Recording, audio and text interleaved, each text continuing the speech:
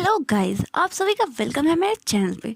अब आप ये कहेंगे कि ये कैसा चैनल है, कभी तो इस पे वीडियो डालती नहीं है। तो दरअसल बात ऐसी है कि मैं जब जिस पिछले वाले चैनल पे वीडियो डाल रही थी, वो चैनल तो मेरा यूट्यूब ने ब्लॉक करके डिलीट भी कर दिया। उसके बाद मैंने दूसरा चैनल बनाया, लेकिन पुनः मेरे एग्ज़ाम्स आ गए, जिसकी वजह से मुझे पढ़ाई लिखाई में लगना पड़ गया और मैंने ये सारे कामों का त्याग कर दिया। परंतु अंततः अपने सभी कामों से छुटकारा पा के मैं आपके पास हाजिर हूँ। तो आज मैं लेके आई हूँ आपके पास एक बहुत इंटरेस्टिंग स्टोरी। तो आप इस सबको सुनिए, एंजॉय करिए और मेरे चैनल को सब्सक्राइब करिए। कहानी की शुरुआत होती है और हम हमारी फीमेल लीड जूनियान को देखते हैं, जो कि बेड पे पड़ी होती है और बेचारी बहुत ही गंभीर अवस्था में होती है, क्योंकि उसे किसी ने ड्रग दे दिया होता है और वो सोच रही होती है कि भाई मैंने तो बस 2 ग्लास वाइन पी थी, इससे मुझे इतनी ज़्यादा कैसे चल गई। तभी हमारा मेन लीड यूनान वहाँ पे आता है और वो देखता है कि है ये कौन सी अजीब सी लड़की है जो कि मेरे बेड पे सो रही है। फिर वो अपने असिस्टेंट को कॉल करता है, उससे पूछता है कि ये तुमने मेरे बेड पे किस लड़की को छोड़ा है। तो उसका असिस्टेंट कहता है कि नहीं नहीं बॉस, मुझ में इतनी हिम्मत कहाँ कि मैं आपके लिए लड़कियाँ लेके आऊँ। पिछली बार मैं लेके आया था तो आपने मेरे को 10 लात मारे थे, इसीलिए ये मेरा कारनामा तो नहीं है। हो सकता है ये आपके किसी क्लाइंट ने किया हो, इसलिए अपना रहता आप खुद ही समेटिए। फिर क्या, हमारा मेन लीड आओ देखता है और न ताओ और जाता है उस लड़की को अपने पेट से भगाने। पर जैसे ही वो उस लड़की का चेहरा देखता है, वो सोचता है कि जूनियन तुम यहाँ पे, यानी कि हमारा मेन लीड उसे पहले से पहचानता है। परंतु कैसे, ये तो आपको बाद में पता चलेगा। परंतु चूंकि हमारी मेन लीड को किसी ने ड्रग दे रखा होता है, इसलिए हमारी मेन लीड के हार्मोन्स बहुत ही ज़्यादा उछाल मार रहे होते हैं। और चूंकि हमारा मेन लीड भी हमारे फीमेल लीड को अच्छे से पहचानता है, तो भला वो बेचारा कैसे ही कंट्रोल कर पाता। और इस प्रकार ये दोनों अपना हार्मोन वहाँ पे बैलेंस करते हैं। फिर सुबह होती है और हमारा मेन लीड यानी कि यूनमैन अपना सर पीछे की तरफ करके बैठा होता है और हमारी फीमेल लीड उसे देखती है तो उसे लगता है कि वो तो अपने बॉयफ्रेंड के साथ है। फिर वो सोचती है कि इसने तो कोई टी शर्ट पहन रखा था, इसने अचानक से शर्ट कैसे पहन ली। परंतु वो इन सभी छोटी मोटी बातों का परित्याग करते हुए वहाँ से रफू चक्कर हो जाती है। और हमारा मेन लीड सोचता है कि नहीं, मैं तुम्हारा रिस्पॉन्सिबिलिटी ज़रूर लूँगा, क्योंकि बेचारा अच्छा बंदा होता है। फिर जूनियन अपने ऑफिस पहुँचती है, जहाँ पर उसे झाओ मिलती है, जो कि उसकी एक फ्रेंड भी होती है। और वो उसे कहती है कि अरे मैंने शादी कर ली। तो हमारी फीमेल लीड उसे कॉन्ग्रेचुलेशन कहती है। तभी जहाँ सोचती है कि ये कितनी डम है यार, ये मैंने इसी के बॉयफ्रेंड से शादी करी और ये मुझे कॉन्ग्रेचुलेशन बोल रही है। फिर वो उसे अपना मैरिज सर्टिफिकेट दिखाती है, जिसे देखकर हमारे बेचारी हीरोइन के तो तोते ही उड़ जाते हैं। और फिर हमारी फीमेल लीड जुआनियान सोचती है कि आखिर जाओ तुम मुझे धोखा कैसे दे सकती हो इस जाओ से शादी करके। फिर वहीं पे उसका बॉयफ्रेंड आ जाता है और वो उसे बहुत ही ज़्यादा खरी खोटी सुनाता है। उसके बाद हमारी हीरोइन उससे ब्रेकअप कर लेती है। हाँ, अब तो करना ही पड़ेगा क्योंकि उसकी शादी हो चुकी है। फिर हमारी हीरोइन सोचती है कि आखिर जब मेरे बॉयफ्रेंड ने शादी कर ली तो भला मैं सिंगल क्यों मरूं। फिर वो भी चली जाती है ब्लाइंड डेट पे। और गेस करो कि उसका बॉयफ्रेंड ब्लाइंड डेट कौन होता है? वही हमारा मेन लीड यूनियन। फिर वो उससे थोड़ी देर बातें करता है और ये एक दूसरे को अपनी आइडेंटिटी बताते हैं। और हमारा हीरो उसे बताता है कि वो एक नॉर्मल एम्प्लॉय है जो कि काम करता है। वो इसे ये नहीं बताता कि वो एक कंपनी का CEO है। ऑफ कोर्स कहानी के सारे हीरो तो CEO ही होते हैं। खैर, हमारा हीरो तुरंत प्रभाव से हमारी हीरोइन को शादी करने का ऑफर देता है और ये भी बेचारी चल पड़ती है उसके पीछे पीछे। लेकिन ये जाते हुए अपने मन में सोच रही होती है कि आखिर से शादी की इतनी जल्दी क्यों है, कहीं ये किसी ह्यूमन ट्रैफिकिंग के गिरोह से तो नहीं है, कहीं ये मेरी किडनी वगैरह तो नहीं बेच देगा। और बेचारी इसी प्रकार के ख्यालों को लेकर चली रही होती है और सोच रही होती है कि हाँ हाँ करो मुझसे शादी, मैं तो निठल्ली हूँ ही, मैंने तो अपना बेड़ा गर्क कर ही रखा है, तुम्हारा भी सत्यानाश कर दूंगी। फिर हमारा हीरो उसे अंटे संटे बातें सोचने से मना करता है और हमारी हीरोइन सोचती है इसको मेरे मन की बातें कैसे पता चल रही हैं। फिर हमारा हीरो देखता है कि उसके पास उसके फैमिली का रजिस्टर नहीं है। फिर वो सोचता है कि कहीं ये पतली गली से भाग न जाए, इसलिए वो अपनी सेक्रेटरी को फ़ोन करता है और बोलता है कि 15 मिनट में मेरे फैमिली का रजिस्टर लेके पहुँच जाओ। उसके बाद ये दोनों शादी कर लेते हैं। और शादी करने के तुरंत बाद हमारा हीरो बिजनेस ट्रिप पे चला जाता है और हमारी हीरोइन बैठ के सोच रही होती है कि शादी करने के बाद भी मेरी ज़िंदगी एक नन की तरह चल रही है।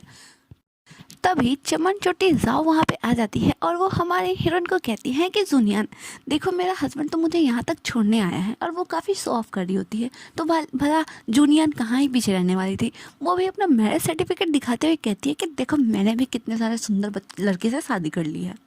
उसके बाद जाओ जल बन जाती है और वो इसके एक्स को यानी कि झाओ को बता देती है कि तुम्हारे एक्स ने तो शादी कर ली है। फिर झाओ हमारे जुआनियान को परेशान कर रहा होता है फ़ोन करके और मैसेज करके कि तुम मुझसे मिलने आओ। फिर हमारी हीरोइन जब अपने घर जाती है तब तक जाओ ने उसकी मम्मी को फ़ोन करके काफ़ी भड़का दिया होता है कि मैंने तो जाओ से शादी कर ली है और अभी भी तुम्हारी बेटी उसके पीछे पड़ी हुई है। फिर जूनियन जब घर जाती है तो उसकी मम्मी जब उससे पूछती है तो जूनियन बड़े ही चोर में कहती है कि अरे मम्मी जाने दो, मेरे पीछे भी हज़ारों लड़के पड़े हुए हैं, अभी तो मैं जवान हूँ। और फिर वो यहाँ पे अपनी मम्मी को एक गाना सुनाती है। एक बार ही किया तो यार प्यार क्या किया, प्यार होता होता होता कई बार है। और अपनी मम्मी से कहती है कि अरे मम्मी मुझे भी बहुत सारे मिल जाएंगे तो टेंशन मत लो। और फिर वो जाके आराम से अपने घर में सो जाती है। तभी वो देखती है कि उसका एक्स यानी कि झाओ उसे मैसेज करके परेशान कर रहा है कि आखिर तुम किसी और से शादी कैसे कर सकती हो, तुम जल्दी मुझसे मिलने आओ। फिर हमारी हीरोइन उसे मैसेज करके बोलती है कि अबे चपड़गंजू, तो कब का मेरी ज़िंदगी से साइड हो गया जब तूने किसी और से शादी कर ली, तो अब मुझे मैसेज मत कर और मैं आऊँगी भी नहीं। और फिर वो सो जाती है। फिर जब कल होकर वो ऑफिस जाती है तभी उसका एक्स उससे पूछता है कि आखिर तुम किसी और से शादी कैसे कर सकती हो। तो हमारी हीरोइन कहती है कि तुम्हारी शादी पहले ही हो चुकी है, तो कृपया करके अब मेरी ज़िंदगी में न आए।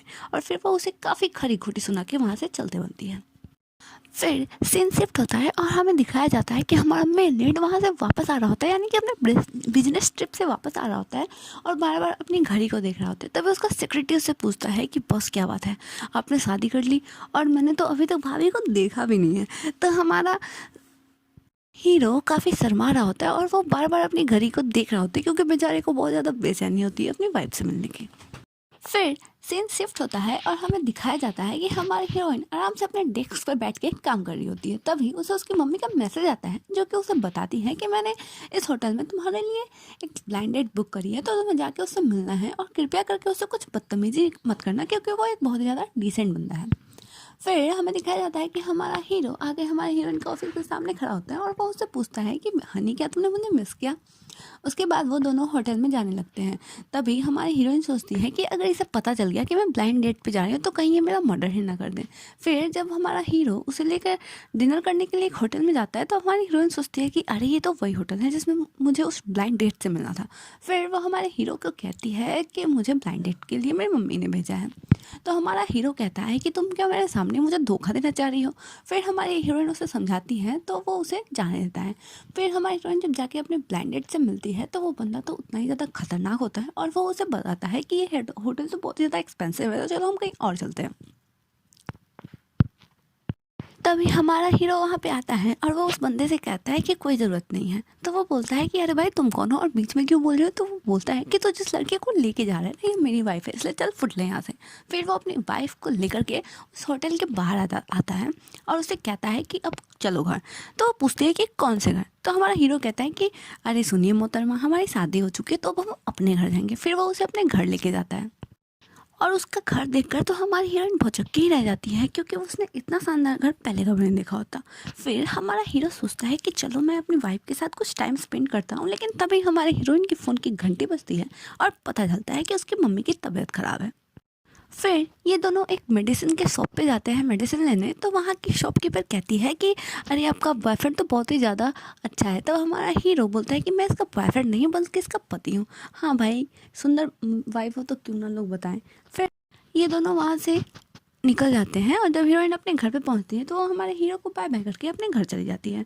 फिर हमारा हीरो अपने असिस्टेंट को फ़ोन करता है और वो अपनी हीरोइन के पास वाले गली में ही एक अपार्टमेंट खरीदने को अपने असिस्टेंट को बोलता है। फिर क्या भाई, पैसे वाले लोगों के लिए कोई चीज़ नामुमकिन थोड़ी होती है। और फिर वो वहाँ पे एक अपार्टमेंट खरीद लेता है। फिर ये सीन यहीं पे शिफ्ट होता है और कल सुबह का समय दिखाया जाता है जहाँ पे हमारे हीरोइन बस स्टॉप पे खड़ी होकर बस का इंतजार कर रही होती है। तभी हमारा हीरो एक डैशिंग सी कार लेके वहाँ पे आता है और उसे बोलता है कि चलो इसमें बैठ जाओ। फिर हमारी हीरोइन उसमें बैठ जाती है। फिर हमारा हीरो हीरोइन को उसके ऑफिस छोड़ देता है और उसे एक गिफ्ट देता है जिसमें एक बहुत ही अच्छी सी ड्रेस होती है, जिसे लेने से हमारी हीरोइन मना कर देती है। लेकिन हमारा हीरो कहता है कि ये तुम्हारे लिए तो इसे तुम्हें रखना ही पड़ेगा। फिर हमारी हीरोइन जब उस जैकेट को पहनकर अपने ऑफिस जाती है तो उसके कुछ कलीग बोल रही होती है कि वाह ये जैकेट तो लिमिटेड एडिशन है, पता नहीं इतने सारे पैसे इसने कहाँ पे खर्च करे हैं। तभी वहाँ पे शेव आ जाती है और वो उन लड़कियों से कहती है कि तुम्हें क्या लगता है किसने ये जैकेट खुद से खरीदी होगी? अजय घंटा। जरूर किसी मोटे पेट और मोटे से वॉलेट वाले इंसान ने इसको ये दिया होगा। और वो सब उसके बारे में अजीब अजीब सी बातें करने लगते हैं। तो बात हमारी हीरोइन कहाँ चुप रहने वाली थी। फिर वो आती है और वो शियाओ के मुंह पे एक मुक्का दे मारती है। उसके बाद क्या था, दोनों में घमासान युद्ध हो जाता है और इधर सीन शिफ्ट होता है और हमारे हीरो को दिखाया जाता है जो कि अपनी हीरोइन के ख्यालों में डूबा होता है। तभी उसका सेक्रेटरी उसके पास आता है और सोचता है कि वाह, लगता है कि सर आज तो बहुत ही बड़े ही अच्छे मूड में है। तभी हमारे हीरो का फ़ोन बजता है और उसे पता चलता है कि उसकी हीरोइन तो पुलिस स्टेशन में है। फिर हमें पुलिस स्टेशन का सीन दिखाया जाता है जहाँ पे शियाओ ने हमारी हीरोइन पे अच्छा खासा केस ठोक रखा होता है और वो कह रही होती है कि इसको तो फटाक से जल्दी से जेल में डालिए क्योंकि इसने मेरे मर्डर करने की कोशिश करी है।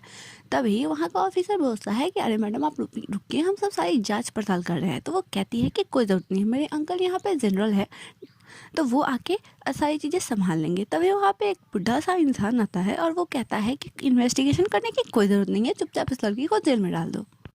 तभी हमारा हीरो वहाँ पे एक डैशिंग एंट्री लेता है और वो कहता है कि किसकी इतनी हिम्मत हो गई जो मेरी फैंसी को जेल में डाले। फिर वो डायरेक्टर उसको देख के तो उसे माफिया मानने लगता है। तो हमारा हीरो कहता है कि मेरे पास सारे सबूत है कि कैसे तुम अपनी पोस्ट का इलीगल इस्तेमाल कर रहे हो, इसलिए अगर अब कोई जेल जाएगी तो वो श्याव है और श्याव को जेल में बंद कर दिया जाता है।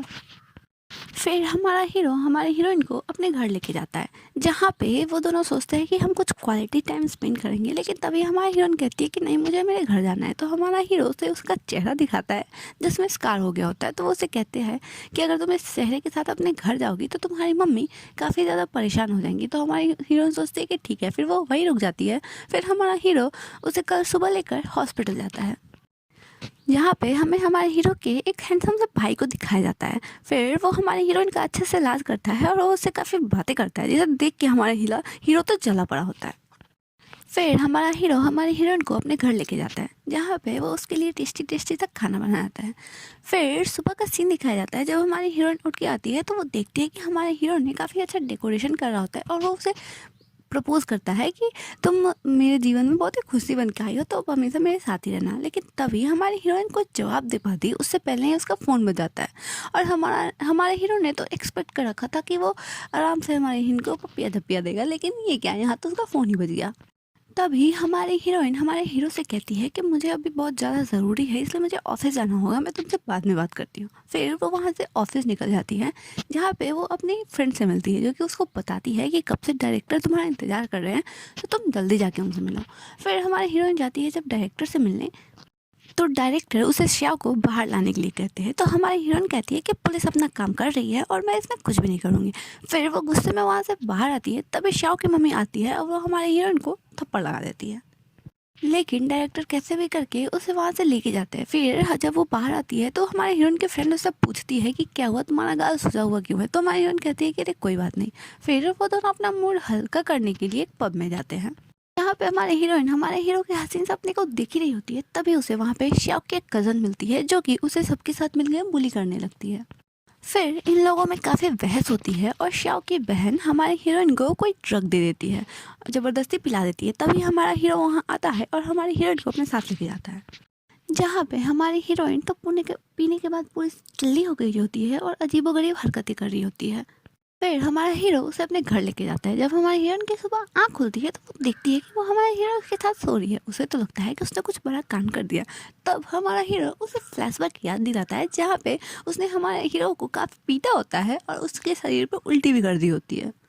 ये सोचकर तो हमारी हीरोइन काफ़ी एम्बैरेस्ड हो जाती है। फिर सीन शिफ्ट होता है और हमें दिखाया जाता है कि हमारे हीरो का डॉक्टर भाई घर पे आया होता है उसे हीरोइन को चेक करने के लिए। फिर वो उसे चेक करता है और तभी हमारी हीरोइन अंदर चली जाती है और हमारा हीरो जो कि काफ़ी जेलस हो रहा होता है तो उसका भाई उसे बताता है कि मैं तुम्हें बताता हूँ कि आखिर अपनी वाइफ को खुश कैसे करा जाता है, और वो उसे मैरिज के बारे में समझने के लिए बुक देता है। फिर हीरो का डॉक्टर भाई हमारे हीरोइन से कहता है कि भाभी मुझे भूख लगी है तो आप मुझे कुछ खाने खाना के लिए आओ। फिर जब हमारी हीरोइन अंदर खाना लेने जाती है तभी हमारे डॉक्टर को एक इमरजेंसी सर्जरी के लिए कॉल आता है और फिर वो वहाँ से चला जाता है। फिर हमारे दोनों कपल अपना क्वालिटी टाइम स्पेंड करते हैं। तभी सन शिफ्ट होता है और हमें दिखाया जाता है कि हमारा हीरो हमारे हीरोइन को शॉपिंग पे लेके गया होता है, जहाँ पे फिर से उसे जियान की वही बहन मिल जाती है जो कि उसे थप्पड़ मारने की कोशिश करती है। तभी हमारा हीरो उसका हाथ पकड़ लेता है, उसकी अच्छी खासी क्लास लगाता है और हमारे हीरोइन को उसके घर पे छोड़ देता है। फिर हमारे हीरोइन को उसके चीटर बॉयफ्रेंड का फ़ोन आता है जो कि उससे मिलने के लिए बुलाता है। तो हमारी हीरोइन कहती है कि कोई ज़रूरत नहीं है, मुझे तुमसे मिलने की कोई भी आवश्यकता नहीं है। लेकिन फिर भी वो बहुत ही ज़्यादा इंसिस्ट करता है, इसलिए वो उससे मिलने चली जाती है। जब वो वहाँ पे उससे मिलने जाती है तो वो उसे एक कार्ड देता है और कहता है कि तुम इसमें के सारे पैसे रख लो और जिया को कैसे भी करके जेल से बाहर निकलवा दो, क्योंकि वो मेरे बच्चे की माँ बनने वाली है। हमारी हीरोइन को बहुत ही ज़्यादा गुस्सा आता है और वो सोचती है कि पता नहीं मैंने इतने सारे साल कैसे इस उल्लू पे वेस्ट कर दिए, ये मुझे पैसे ऑफर कर रहा है बदतमीजी का। फिर वो वहाँ उसे काफ़ी अच्छा खासा सुना के वापस आ जाती है और चूंकि हमारी हीरोइन का मूड काफ़ी ज़्यादा ख़राब होता है तो फिर वो एक बार चली जाती है और वहाँ जाके बहुत ज़्यादा ड्रिंक कर लेती है। और जब हीरोइन ड्रिंक कर ले और कोई इसे छेड़ने ना आए, ऐसा तो हो ही नहीं सकता। तो इस परंपरा का प्रतिपालन करते हुए कुछ गुंडे आते हैं जो कि हमारे हीरोइन को छेड़ने लगते हैं, परंतु तभी हमारा हीरो वहाँ पे टपक पड़ता है और वो उन लोगों की अच्छी खासी धुलाई कर देता है। फिर हमारा हीरो कैसे भी करके संभालते हुए अपनी वाइफ को लेकर जा रहा होता है, जहाँ पे वो बहकी बहकी बातें कर रही होती है और हम सिर्फ अपने एक्स बॉयफ्रेंड के बारे में बात कर रही होती है। जैसे सुनकर हमारा हीरो काफ़ी ज़्यादा जल्दी हो रहा होता है, लेकिन क्या करे, वो अपनी टल्ली वाइफ को छोड़ भी नहीं सकता था। फिर जब वो अपनी वाइफ को अपनी गोद में उठा के लेके जा रहा होता है तभी एक कार उधर से आती है जिसके एक्सीडेंट से हमारा हीरो हीरोइन बच जाते हैं। तभी हमारा हीरो अपने सिक्योरिटी को फ़ोन करता है और उसे कहता है कि जांच करो इस गाड़ी के बारे में, क्योंकि उसे लग रहा होता है कि ये कोई एक्सीडेंट नहीं है बल्कि किसी ने इंटेंसली ऐसा किया है।